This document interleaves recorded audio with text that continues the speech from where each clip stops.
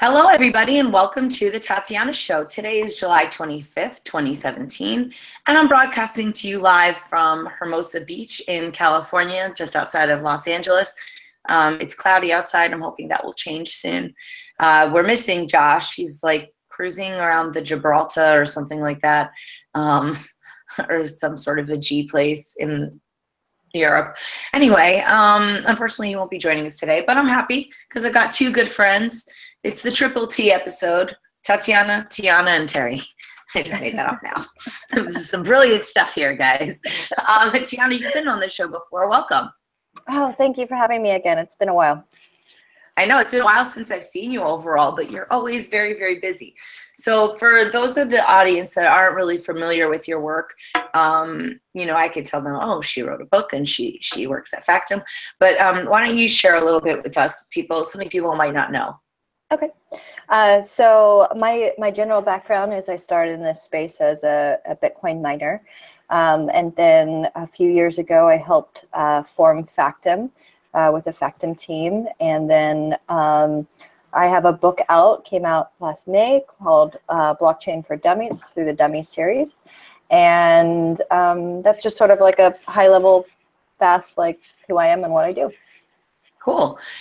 So what is Factum for people that don't understand what it is? Because I've had it explained to me several times, but some of my audience are not really technically inclined. They're using this as a way to learn. So tell me a little bit about Factum and what's been going on, because this project's been, you know, you've been working on it for quite a while now. So how have things developed? Yeah. So it's a blockchain. It works a little different than other blockchains. Some of the things that make it different are it indexes entries into our system. So what that allows us to do is create unique chains. And why this is interesting is it lets us create enterprise level secure data and system. So for example, we work with the Department of Homeland Security on securing IoT devices. That's the data that's coming off of these devices to make sure it hasn't been spoofed or backdated. And we're rolling into our third phase with the Department of Homeland Security on that project. Another project we have is with the Gates Foundation. And so what we're doing with them is distributed secure medical records in the developing world. So some of the asks were, you know, there can't be connectivity in certain areas, and you need to have a good privacy. So one of the things that you can do is, unlike other blockchains where you have to have the full data set to prove the data, you just need the data you're interested in. So it lets doctors pull down the records that they're interested in to like a smartphone, go into the field, treat patients, create new records, and then when they return to connectivity, they can upload that new information. So that's some of the things that Factum does. We also build enterprise software for Fortune 500. So like for loan origination systems for financial institutions that issue mortgages. So we have a product that helps make that much smoother and helps reduce costs for them, called Harmony. So have people been actually using this stuff? Like the thing in the thing with the Gates Foundation, is that something? Why are they trying it out only in Africa, and why is a blockchain needed for that? So we're working with partners in South Africa, but they have a license to use this technology in the developing world. So any place that they don't have existing systems, they have the license to use this technology. So that could be places in India, all over the continent of Africa, places in Asia or South or Central America, which is pretty cool. It just happens to be, we have a partner that's working with us in South Africa. Oh, okay, cool. So how long have people been using that on the ground? Are there like any things, like what makes the blockchain the secure option versus a different solution? What was it that Factum offered and in general blockchain offered that made it better for people? Because I don't know, doesn't it just seem like you just have a gated thing, you can't see this? Like, is that just not possible to be implemented without blockchain tech? Blockchain does a couple things really well. It creates persistent data that can't be backdated or changed. It's distributed, so it's the accessibility of it's really interesting. The linear nature where each record is stacked in front of the next, allows you to tell what happened when and who did it with cryptographic signatures. So those are really important when you want to conduct business with people you don't innately trust. So like when you want to transfer money between two individuals, or when you want to collaborate on like a loan document, and you might have business interests that is in opposition if the deal went south. So that's where blockchain adds value beyond the speed of it. And that's why people are interested in this technology. Is we've come up with systems that allow us to work around it, but they tend to be cumbersome and slow and expensive and require a lot of middlemen and a lot of time. So, yeah. That's neat. So how did you get approached to do the book? And what do you think made your book kind of the Dummies book, right? Like, what do you think it is about your way of communicating it that made it accessible for dummies? You know, I've loved this technology for a really long time, and going all the way back to being a miner and setting up a pool and stuff. It was really quite difficult for me, and I would write down instructions on exactly how to do each thing, so that, you know, when my miner went down, I wouldn't have to like re-figure out how to do everything. I just go back to my instructions that I wrote for myself and restart it from that. So since I wasn't as technical as some other people, it wasn't my natural place. That's probably where it really started, and I loved explaining this technology to other people because I thought that it was really powerful and interesting and could change people's lives. And so I started writing thought leadership pieces around that, specifically for Factum, to help spread the word about how interesting this technology was. And through those thought leadership pieces, my publisher found me and then asked me if I'd be interested in writing a Dummies book about it, because they liked that I was approaching it from a business perspective, like what's the value proposition to your average person or to a business, and they liked that perspective. So that's how I got involved with the Wiley group, and how I ended up writing a book for them. Did it take a long time? Like, what's the process like? Because I've been thinking about writing a book, but maybe a little bit more from my perspective, and making it, I don't know, initially I thought I would just interview a bunch of my smart friends and sort of source it out in that way, because I think that's this weird nexus where I am, where I just, you know, I'm not the most technical person, but I know who to ask about the different things, and I love sharing my friends. But I was also thinking a little bit about writing my own backstory and what exactly inspired me as a musician to be so intrigued by Bitcoin and blockchain. But, you know, it's a bit of a daunting task. So how did you approach it for people that are kind of thinking about that? I'm a lot like you in this space. Maybe I'm not the most technical person. I know how to do a lot of things, and if I go slowly, then I can make it work. The process that I went with writing was kind of similar. Like, I'm not actually a natural writer. It's not something that really came to me naturally. So I just kept on reiterating on the process, and it was really wonderful having my editors coaching me and keeping me on track. So one of the things that's really important is setting a schedule, like understanding exactly how long it takes you to write. And I had this instructor in college. She was wonderful. She taught me that sometimes, like, when you just can't get something down, you just need to like write. I can't write anything right now. I can't write anything. I have no thoughts. Just you write that down on this until your brain starts kicking in and getting that working.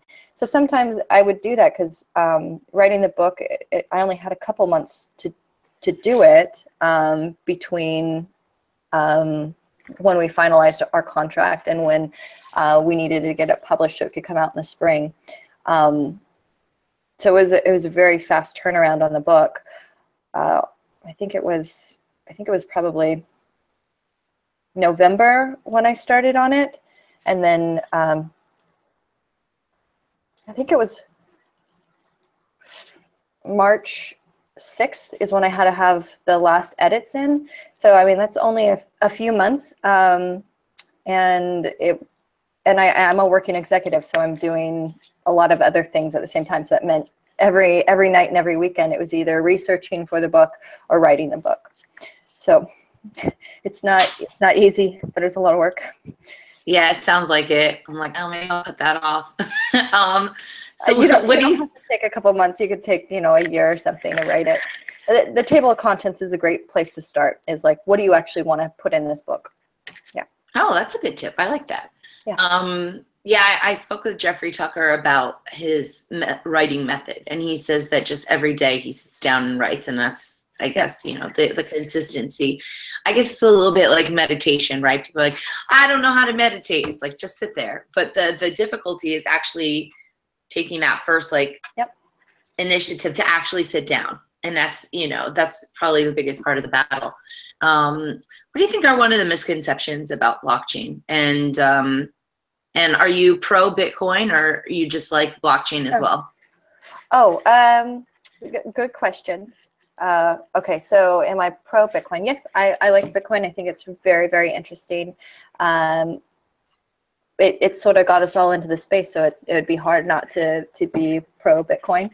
I'm interested in a lot of other projects too that are second and third iterations and phases of this technology, where I think Bitcoin taught us the very simple,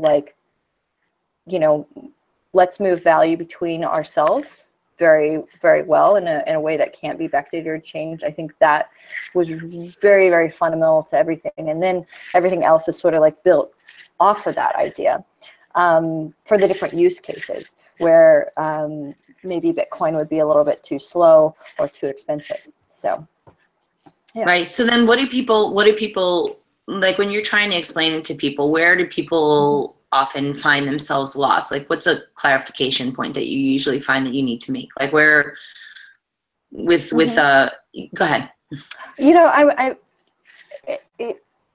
When I first started in this space, I was down in Plug and Play, which is an incubator in Silicon Valley that my company went through. And so every day, a couple times a day actually, I would have executives come in and I would be asked to teach them about my company and about this technology. And so a lot of times they're just sort of like on a innovation field trip where they're going to go see baby startups and see what they're up to. And so I'd ask this question. I'm like, hey, who knows what Bitcoin is?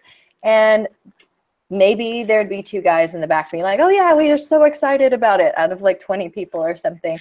And then the rest of them are just like confused and are like, why are we talking about like the stuff used to buy like drugs on the internet?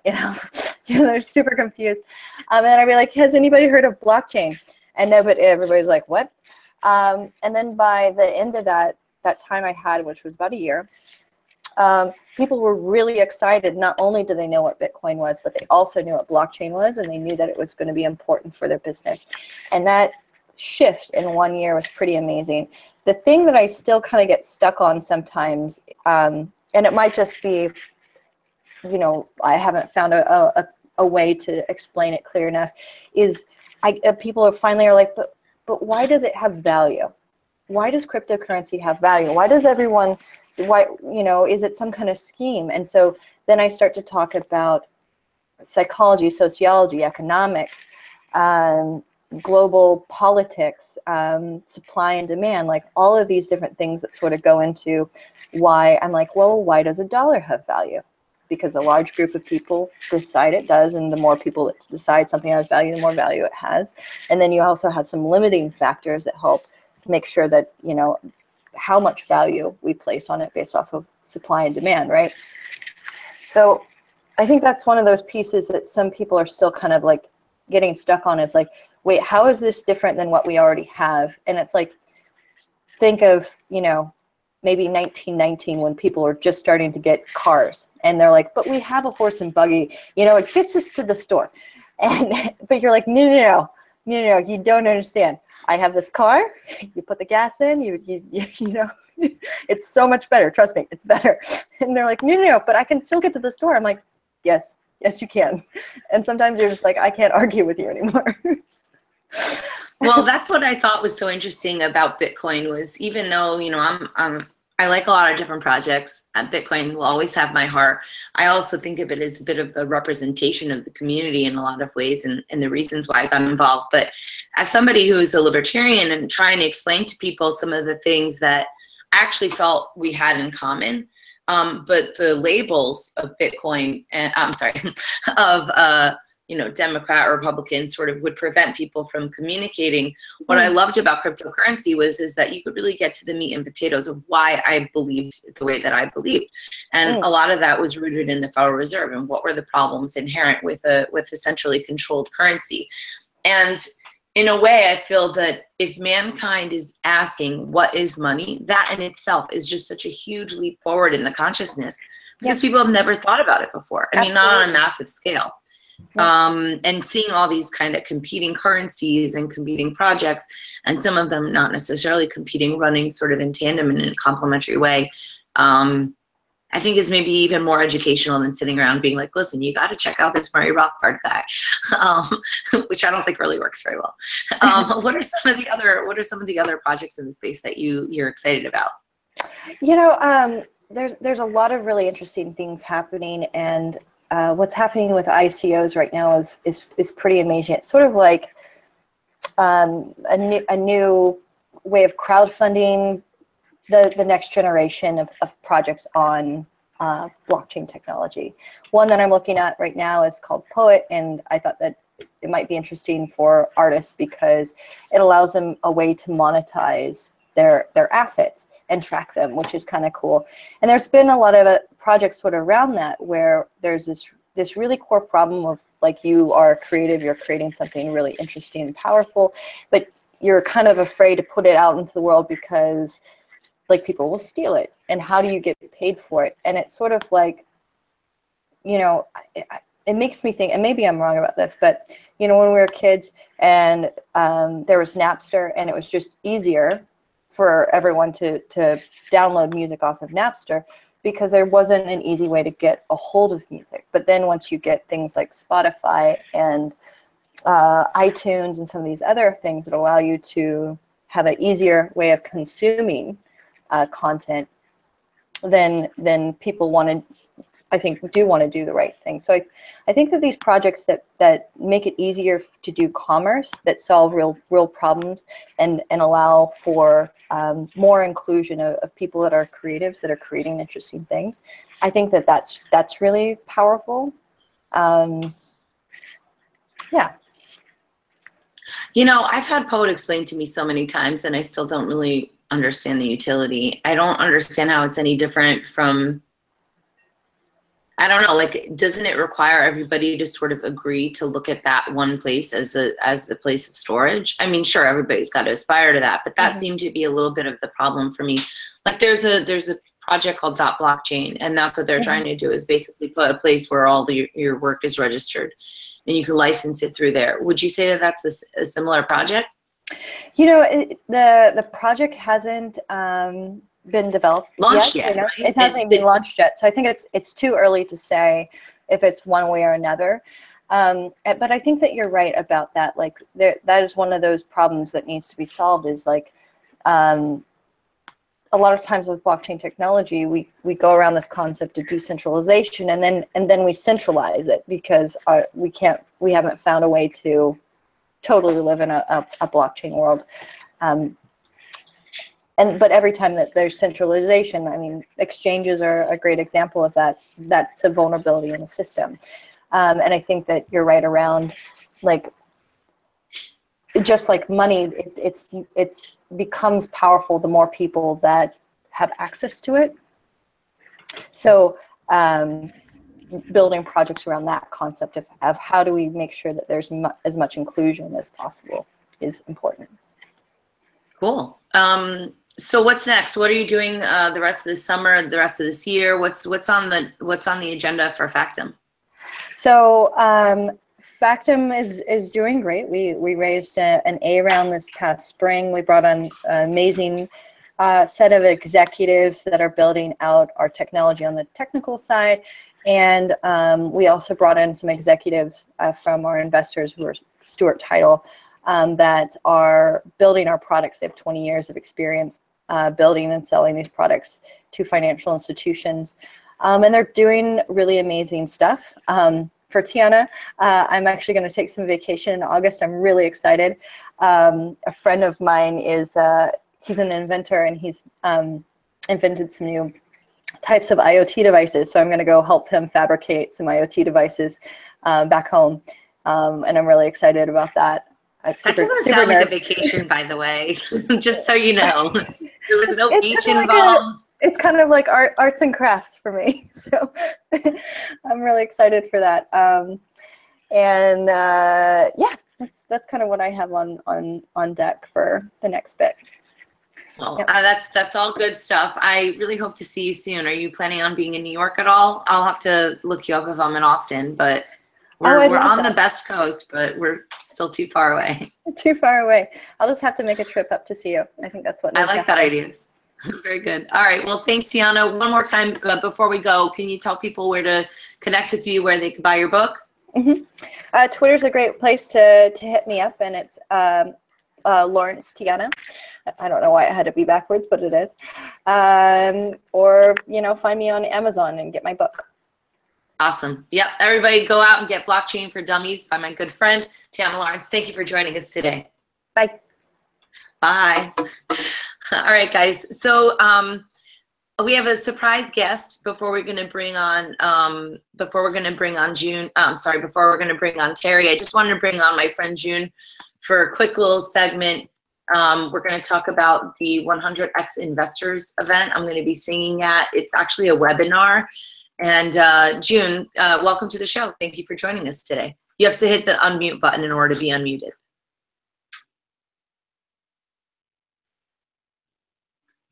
Okay, June, got to press the unmute button.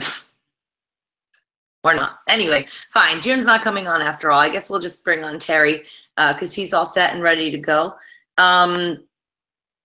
Terry Brock, if you could just hit your unmute button, we could have you on the show. And there we go. Look like now here's my buddy. What's going on? How's it going, Terry? It is going really well. And how are you doing today? I'm good. I'm happy I'm in California. I was at Freedom Fest last week, which, as you know, is a really intense event. And God, I hate Vegas so much. I have a lot of friends in Vegas that I got to meet up with, but Vegas itself is, to me, the 10th circle of hell. That's one part of it. Yeah, so it's been a little while. About here in public. So it's been a little while since I saw you last. Well, what's been going on since the free Ross-A-Thon? What have you been up to? And by the way, I just want to publicly acknowledge Terry Brock and Gina Carr were the impetus for the free Ross-A-Thon, and we all worked really hard on it, and I know that Lynn really appreciates it, and so do I, and of course Ross.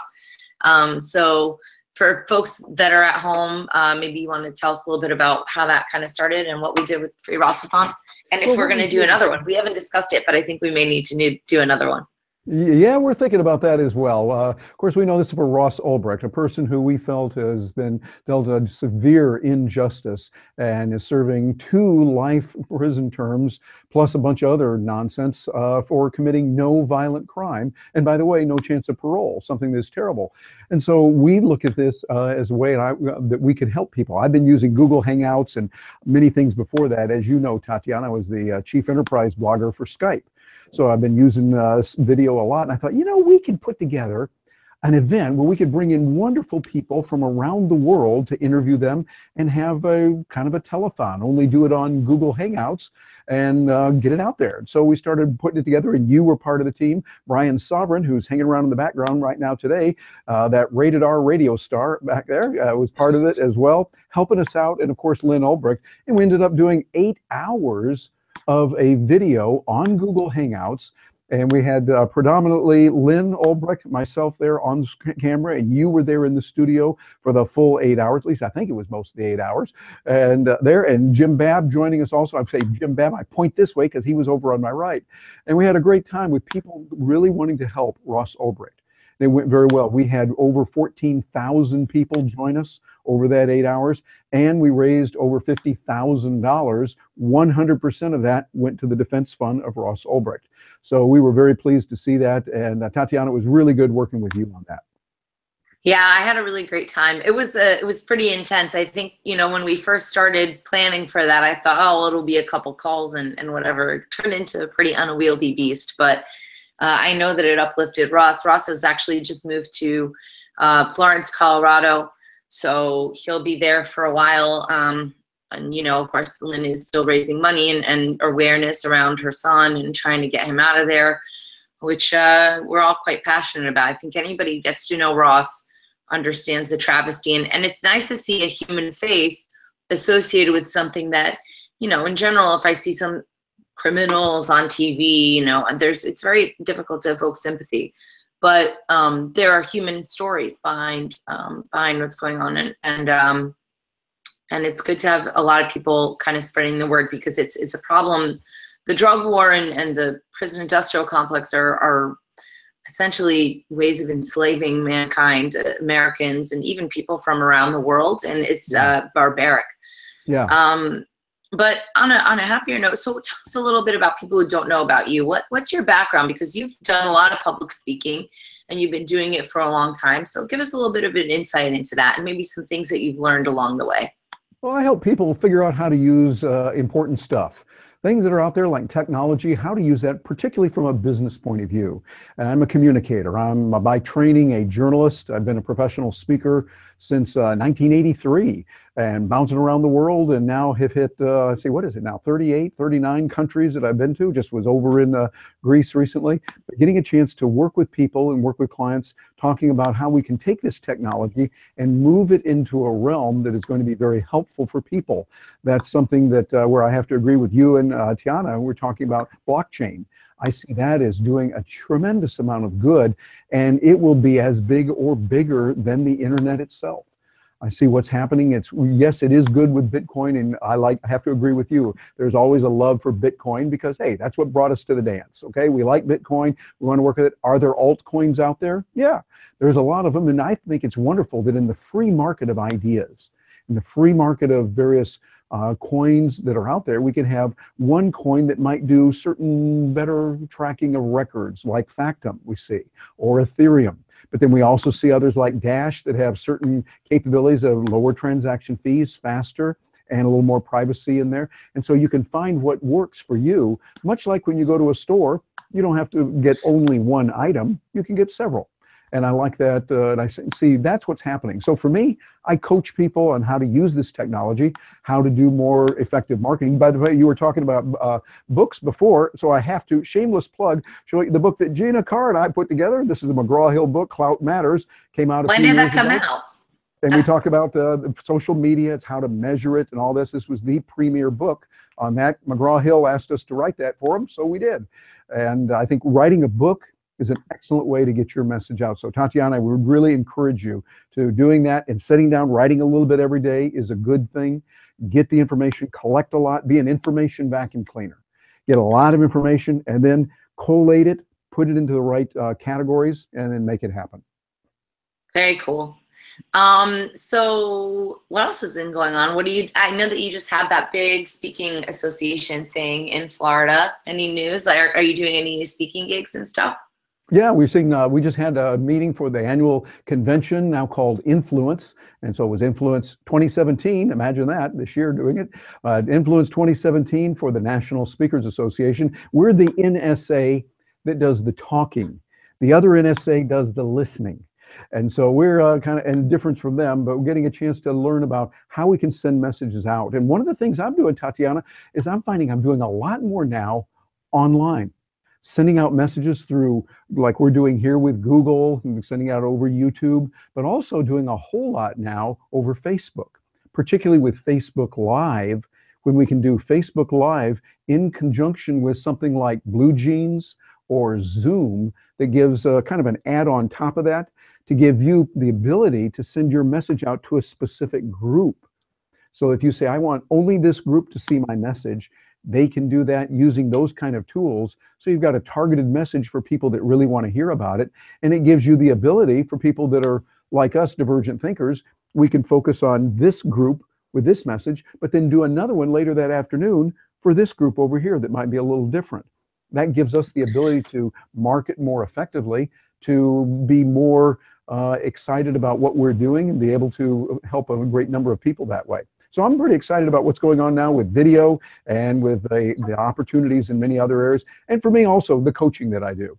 I love being able to sit down with people and show them specifically, here's how you do this, whatever this might be for them, whether it's learning how they can speak better or how they can write better or how to get online, use something like Facebook or Google or blockchain items like Bitcoin right now as well. So what are your quick tips? Do you have any like off the cuff that you just want to give away for a little teaser for our audience? Yeah, let me expand on what I mentioned before. I think if you want to do something on Facebook, what you want to do is you want to do something that helps you to stand out in a favorable way. That's the key. A lot of people are using it, but a lot of people are not using Facebook, and they think all you're going to do is just come up there and say, hi, I'm wonderful, here's my stuff, and here's what I'm doing. Well, frankly, we don't care. What we do care about is how it will help us. And so if you can have other tools, like I mentioned Zoom, or I'm using Blue Jeans, only because when I got it last year, bought the year subscription, Blue Jeans was the only one that's there. But it gives you the ability to connect with not just one, but up to 25 people on the screen, and then go out to a group, and you can go on your own timeline if you want on Facebook. So you've got enormous potential to reach people doing something like, say, a how-to video with an expert. I did that just last week with a person that you and I know, Star O'Hara. Got a chance to talk with her about Steemit. And what we did is, Tatiana, we went out and I had her there talking about it, but then we also had her share her screen.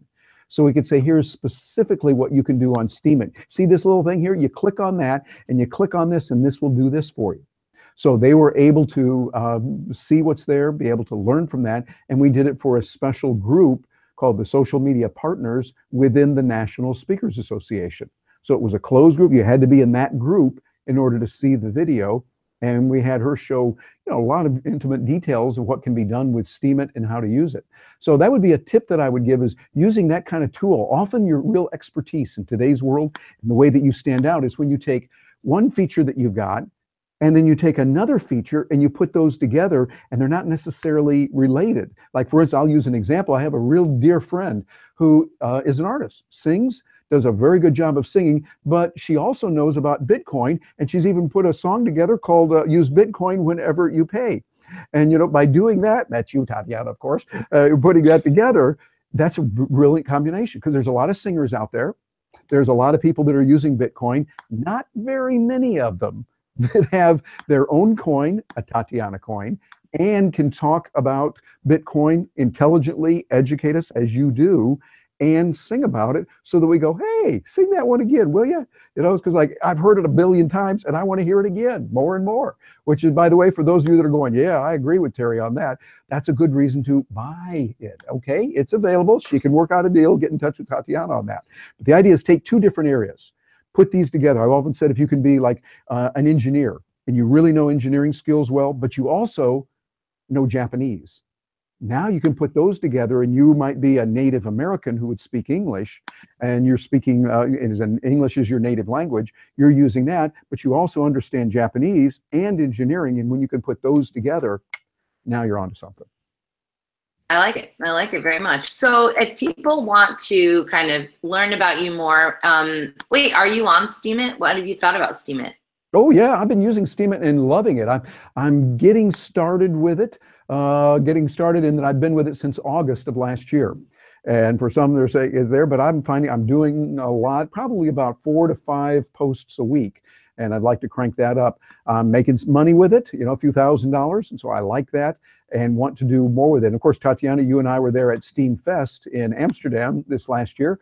Got a chance to see that and see what's happening and how it's growing.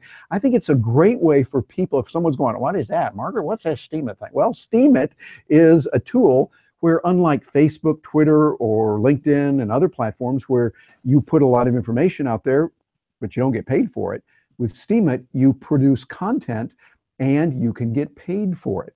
depending on how good it is, how many others like what you're doing, the kind of others that like it. And matter of fact, Tatiana, I find it interesting. You know, I joke about our book here, Clout Matters. Clout is a way to measure how effective you really are in social media. Now, it's when we wrote this, it was quite different than it is today. This a few years ago when it was first out. But still, there's a lot of similarities that you want to write good quality content that others deem is good quality.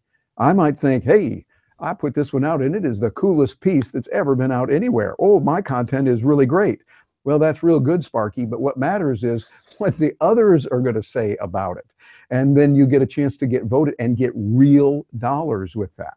I mean, real, you get Steam dollars, and of course those can be converted then to US dollars or other fiat currencies, and you would be able to use it that way. Or you can convert it over to Bitcoin, or from some of the exchanges like Shapeshift, etc. You can convert it to a number of different altcoins that are out there. So I kind of like Steemit. I really am enjoying it. And tell me, what are you doing with Steemit these days? Oh, I don't know, just posting. I'm running around. I have so much stuff going on. Nothing particularly riveting going on the Steemit front. I'm curious about when the next event is going to be, because I'd like to go. I loved Amsterdam. Well, their next event is going to be in Lisbon, Portugal, and I'm looking at my calendar. Better. November 1 through number 5. Actually, it's 1, 2, and 3, then 4 and 5 are the extra days, but that'll be over in Lisbon, Portugal. And have you ever been to Lisbon? I've never been to Portugal or to Spain, so I would like to. I'd like to make a trip out there. These days. Very good, very cool. So if people want to catch back up with you, Terry, where can they go, and how can they find out more about your coaching and stuff like that?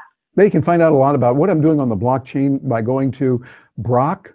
That's B-R-O-C-K, brockonblockchain.com. So if you remember that website, brockonblockchain.com, you'll be all set. Very cool. All right. Well, listen, I really appreciate you coming on the show today. Unfortunately, June is having some technical issues, but really quick, I just wanted to tell people about the upcoming event. Are you going to be checking in with us, Terry? I wish you were on this event. I don't know what happened there. We got to have you on the next one. So do you have any plans on attending? Because you do a lot of webinars, right? Oh, yeah. Do a lot of video with Zoom and with a little bit with Skype, and then we Hangouts and, you know, all kinds of tools. Yeah. So do you think that, like, you know, I think this is June's first webinar thing. Do you have any tips for organizers on how to make that effective? Because I like the idea of not having to go to a conference, even though it's nice to see everybody. Not everybody can afford to take the time off, and it could be quite expensive. So any tips on that? Like what makes a good webinar? Yeah, I'd have to agree with you. I think they're really good. It's a way for people to get together.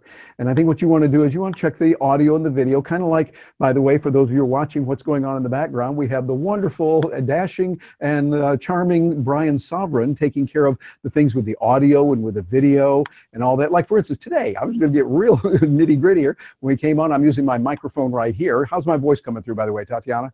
Very well. Good. And you want to... It's always sounding good from on your end. You're like the most prepared person that I know.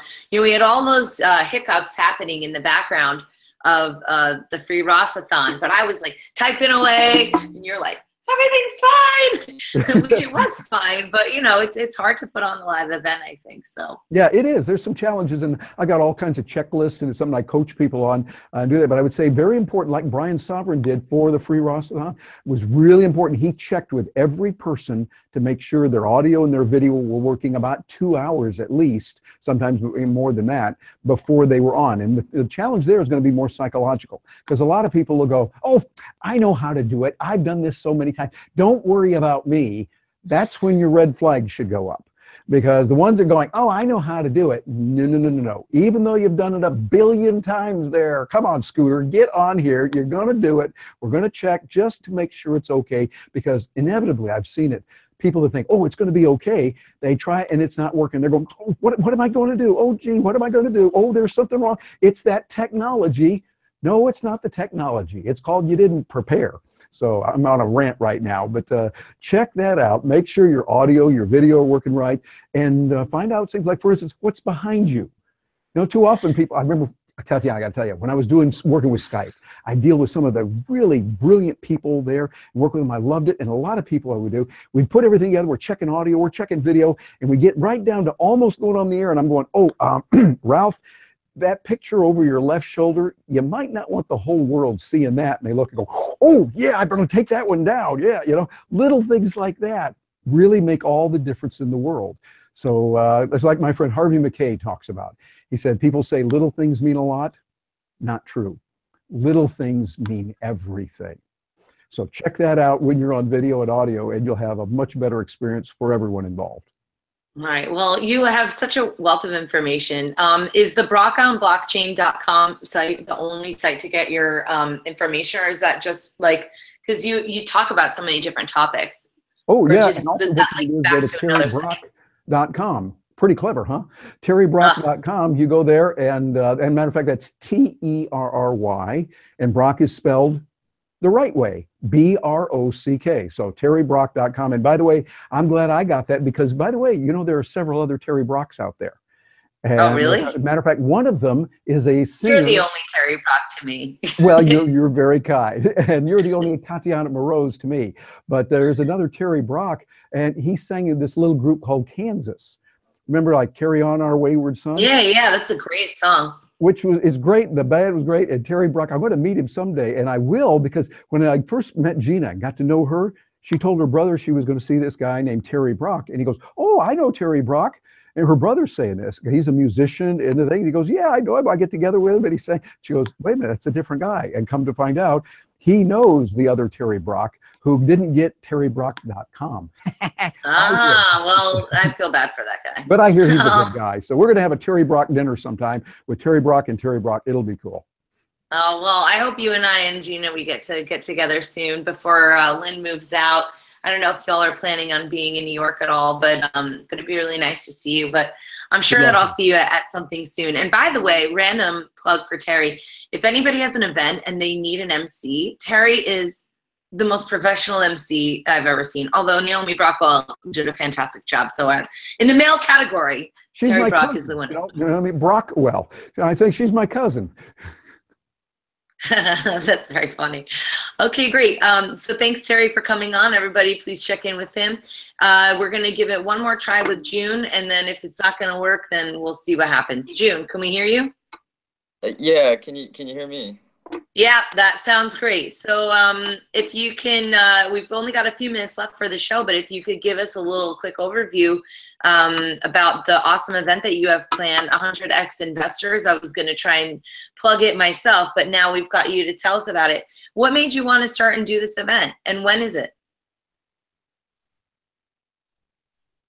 Yeah, it's August 8th and 9th. It's a educational blockchain investor summit.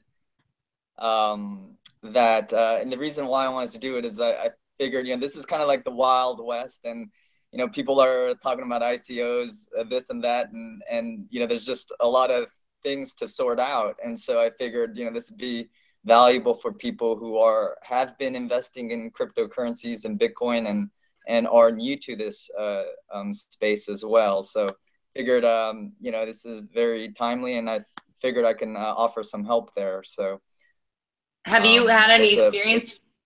Have you had any experience organizing events like that previously? You know, this is brand new to me. So this is it's fun, it's exciting. You know, I've organized smaller local meetups, so I mean that helps. But doing a conference and a webinar style conference is very new to me. So knock on wood. I mean, we'll see like how it goes. Well, I think it's going to go great. Why don't you tell people a little bit about the speakers that you have lined up? Yeah. So we have an incredible lineup, the who's who of I think the blockchain world. And you know, Tim Draper, you know, actually just, you know, that's going to actually be a pre-recorded session because I just got off with an interview with him. But most of them are going to be live. So we have, you know, just people who founded blockchain technologies. Joseph Lubin, Joey Krug, Jed McCaleb, Dave Sonstebo, just the list goes on and on. I mean, if you go to 100xinvestors.com, you'll see an entire list of people who are founders, who've created platforms. who've are doing startups. So it's a jam-packed event with just a lot of content. First day will be more about public blockchains. The second day will be more on the enterprise track, and then we'll also have workshops where I'll be going through, just guiding people through how to trade on various different platforms. So I'm excited about that as well. Just so this would be kind of hands-on, intensive training of like what to look for and just how to trade. Like how each platform is a little different. So whether you're trading just Bitcoin itself or altcoins, there's just navigating different platforms is what I'm hoping to educate people about. So, and then ICOs as well. Participating in ICOs, it's just that's the hot thing. So, we'll see which ones are kind of going on, and we'll just at least demo how to invest in an ICO. And also, we have a workshop where if you want to launch an ICO, we'll have some people help out and do a session on that. So there's workshops like that we're planning. So. Okay, good. I'm looking on the site right now. I noticed that I'm not on the site. What's going on, June? I thought I was singing. I'm not even listed on here. Yeah. No, we'll definitely have you on.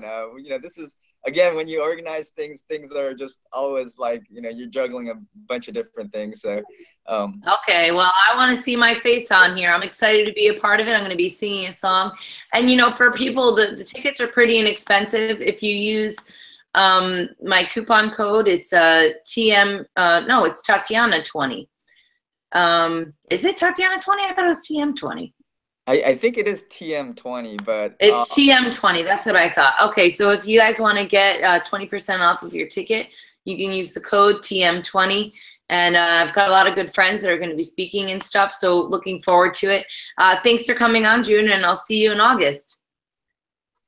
Sounds great. Thanks so much, Tatiana. And thanks, Brian, for helping me get on this. I'm on my phone right now. I can get my other computer to work, so.